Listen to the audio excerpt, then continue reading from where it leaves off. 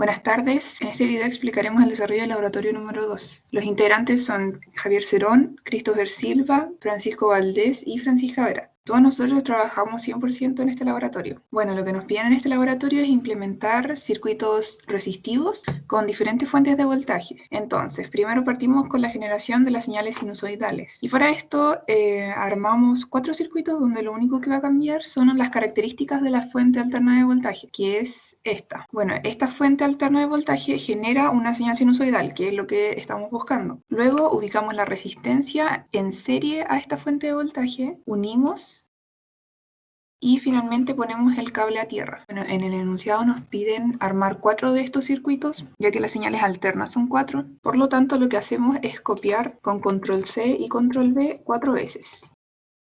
De esta manera. Ahora, para medir el voltaje en el tiempo que lleva cada resistencia de cada circuito, debemos conectar un osciloscopio. Entonces, acá en la barra buscamos Scope y aquí nos va a aparecer un osciloscopio de 4 canales, que es el que nos va a servir para los 4 circuitos. Y así, al ver la gráfica del voltaje en el tiempo, van a aparecer las 4 señales. Lo conectamos. También conectaremos un medidor de voltaje en paralelo a cada resistencia de cada circuito, y esto es para ver lo mismo que nos entrega el osciloscopio, pero más detalladamente y con valores en los ejes coordenados. Entonces, cuando corramos la simulación, nos va a aparecer un gráfico donde está el voltaje medido de los 4 circuitos. Y además que en este gráfico podemos ver de manera más sencilla las señales en el plano de la frecuencia. Es por esta razón que además del osciloscopio ponemos estos medidores de voltaje. Ahora voy a proceder a cambiar los parámetros de cada circuito, y lo primero que nos piden es que cada circuito resistivo debe tener una resistencia de 50 ohms. Entonces voy a proceder a cambiar cada una de las resistencias.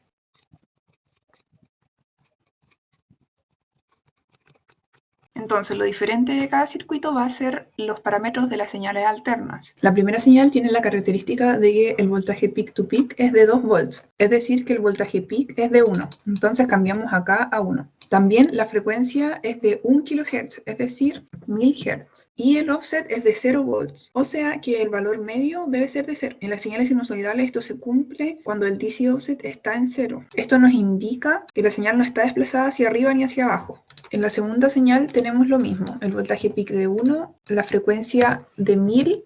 Sin embargo, acá lo que cambia es el DC offset, ya que nos piden que el offset sea de 1. Y si recordamos, para que el offset o valor medio de una señal sinusoidal tenga el valor de una constante, entonces esta señal debe estar desplazada las unidades que indica el offset que queremos. En otras palabras, en una señal sinusoidal desplazada, el valor medio es igual al valor DC de la señal. Por lo tanto, el DC offset aquí debe ser de 1. La tercera señal tiene el mismo valor peak de 1 volt. Acá la frecuencia cambia, ya que nos piden que sea de 2 kHz, es decir, 2000 Hz. El DC offset es de 0, ya que nos piden que el offset sea 0. Y eso tenemos con esta señal. Ahora, por último, la cuarta señal tiene una amplitud peak de 1 igual que la anterior, una frecuencia igual que la anterior de 2000 Hz. Y ahora el DC offset es de 1, ya que nos piden que el offset sea 1. Habiendo ya configurado todos los parámetros de los circuitos, ahora simulamos, ponemos el reloj, le ponemos un tiempo total de 10 segundos para poder ver lo que nos entrega el osciloscopio, y apretamos acá para simular. Vemos el osciloscopio, acá se ve muy difícilmente todas las señales, y es por esto que es mejor verlas en esta ventana que nos aparece cuando se termina la simulación.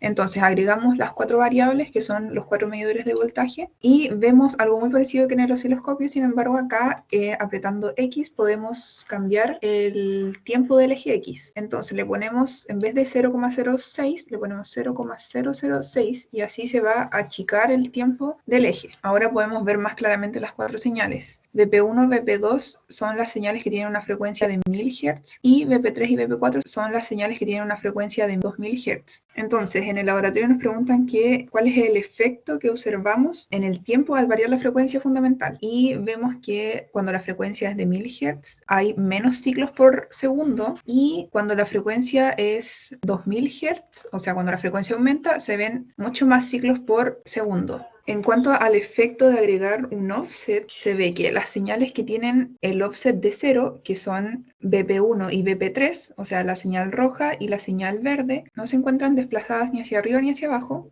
En cambio, las señales que sí tienen un offset, es decir, que tienen un valor medio de 1, son la señal de BP2 y BP4, que son la morada y la azul. Acá podemos notar que las señales están desplazadas una unidad hacia arriba en comparación a la roja y la verde. Ahora, para visualizar la transformada de Fourier de cada señal, es que apretamos simplemente este botón de acá que dice FFT. Y entonces vemos solamente dos señales. Esto es ya que BP3 con BP4 tienen exactamente la misma frecuencia. Es decir, su primer armónico comienza en 2000 Hz. En cambio, BP1 y BP2, que también tienen la misma frecuencia, ahora su armónico no comienza en 2000 Hz, sino que en 1000 Hz, como vemos acá. Y ese es el efecto que podemos observar al variar la frecuencia fundamental. En cuanto al offset, vemos que BP1 y BP2 tienen un offset distinto, ya que BP1 tiene un offset de 0 y BP2 tiene un offset de 1. Sin embargo, acá se ve que ambas señales en el plano de la frecuencia son iguales, es decir, el offset no tiene ningún efecto. Y lo mismo para BP3 y BP4, que también tienen offset distintos, pero esto no afecta en el plano de la frecuencia. Ahora, para obtener el valor RMS de estas señales sinusoidales, nos vamos a este botón que nos aparece acá abajo de esta barra, que dice RMS, que nos calcula el valor RMS, que es lo que nos están pidiendo en el enunciado. Hacemos clic y nos aparece esta tabla de acá, donde aquí se nos muestran nuestros valores RMS de cada señal sinusoidal de la que tenemos.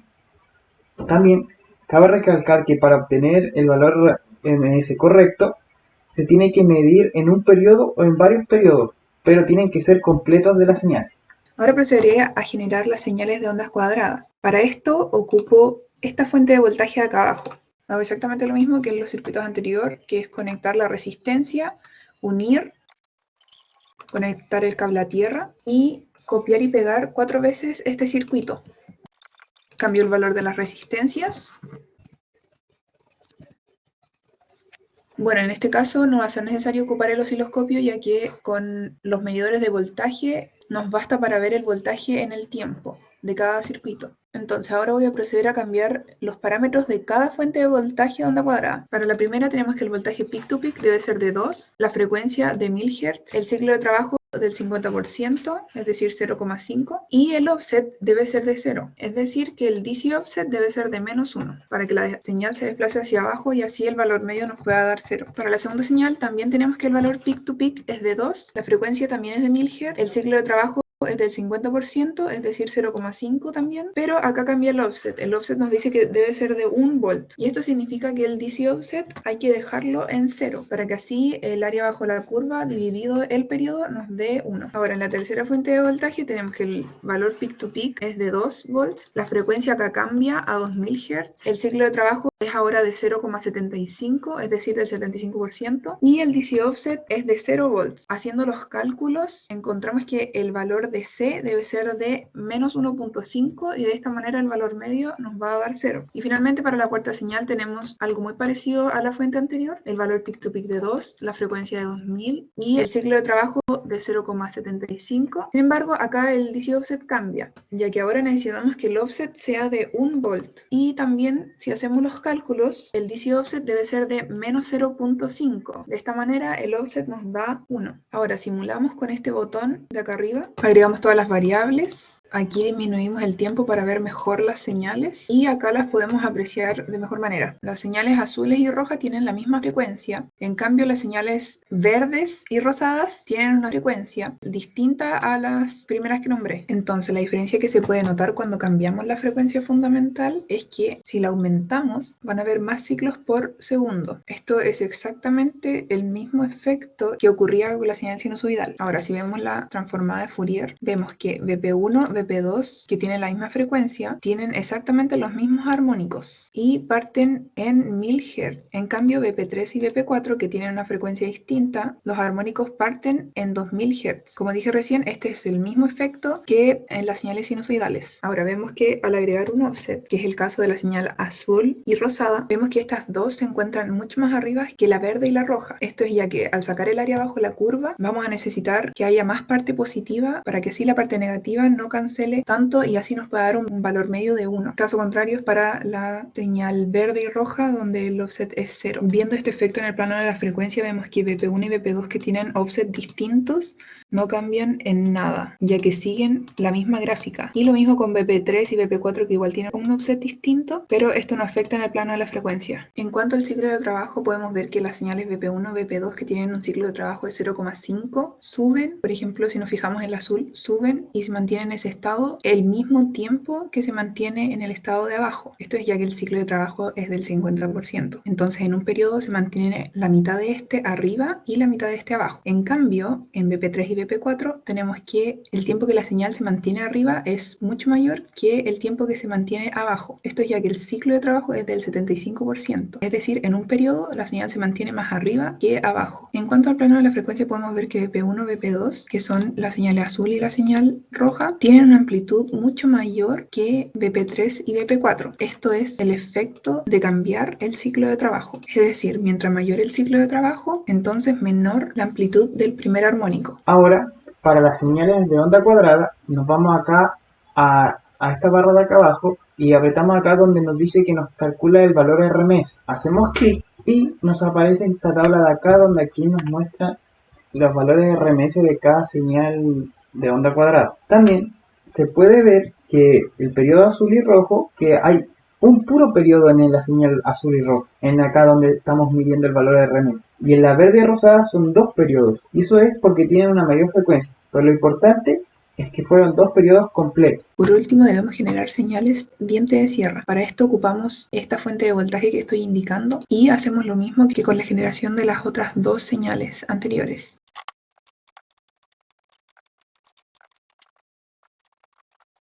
Sin embargo, ahora necesitamos generar 6 señales distintas. Como siempre, cambiamos el parámetro de la resistencia y también cambiamos los parámetros de las fuentes de voltaje. Para la primera nos piden un valor peak to peak de 2, una frecuencia de 1000, un offset de 0, es decir, que al igual que en la onda cuadrada, debemos colocar el DC offset en -1. Esto es para que se desplace una unidad hacia abajo y el valor medio nos pueda dar 0. En cuanto al ciclo de trabajo debemos colocarlo en 0,5, ya que para que sea triangular necesitamos que el peak de la señal se genere en la mitad del periodo.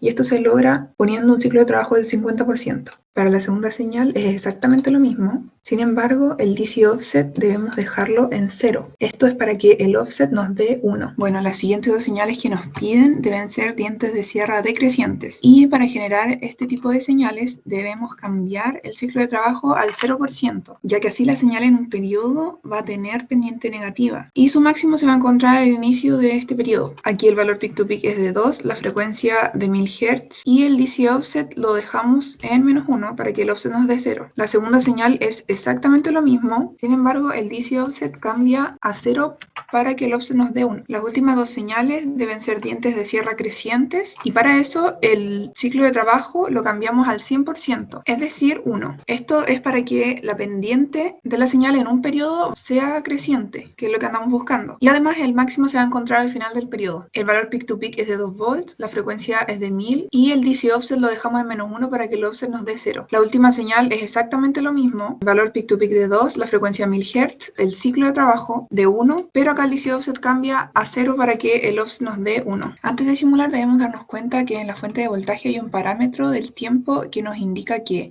hasta los 2 milisegundos la señal está en 0. Es decir, hasta los 2 milisegundos nos va a aparecer una línea constante en el voltaje igual a 0. Entonces cambiamos este parámetro a 0 para que así las gráficas empiecen a dibujarse desde el tiempo igual a 0.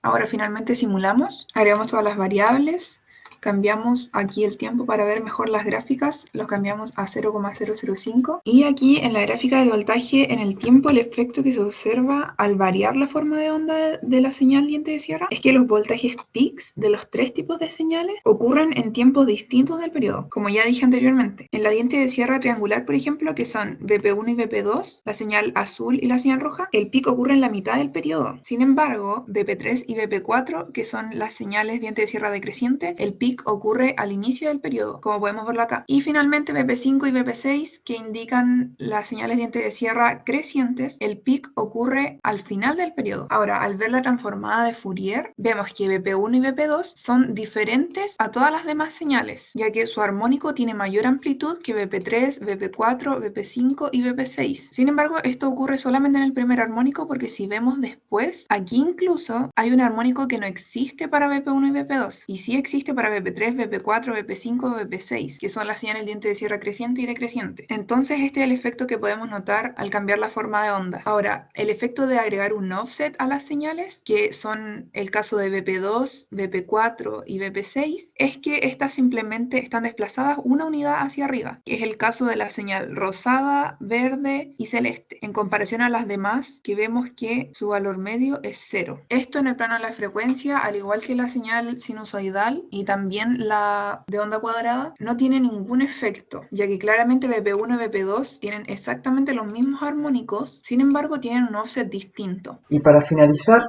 para nuestras señales de diente de sierra, nos vamos acá a este botón que nos calcula el valor RMS y nos sale esta tabla de acá, donde aquí podemos ver el valor RMS de cada una de nuestras señales de diente de sierra. En conclusión, no estuvo tan complicado este laboratorio, pero sí estuvo un poco largo comparado con el laboratorio 1, ya que en este laboratorio tuvimos que implementar lo aprendido en el laboratorio 1, pero lo distinto fue que aplicamos distintas fuentes de voltaje, lo cual nos hizo un poco largo el laboratorio 2.